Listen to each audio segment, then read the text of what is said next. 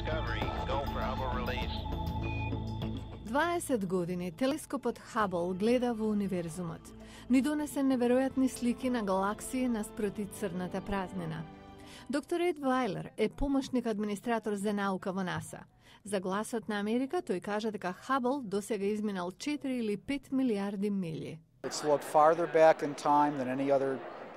Донесе слики порано од кој било друг телескоп. Универзумот е околу 13,8 милиарди години стар и датира од околу 600 милиони години по големата експлозија. Но овој апарат старе и ќе биде пензиониран во 2014-та.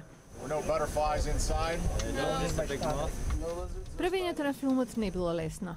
Хабл и астронаутите кружеле околу Земјата секои 90 минути, влегувајќи во изгревање или заоѓање на Сонцето секои 45 минути. Тоа често менување на светлината било најголемиот предизвик за екипата, вели Майкл Масимино, специјалист на мисијата. Сонцето е најсветлото нешто што може да се замисли во Вселената. И кога влегувате во темниот дел на Земјата, навистина е темно. Нема начин да се контролира светлината. Сликате кога можете. А тука се и поправките. Токму како што астронаутите ги правеле, а гледачите сега ги гледаат.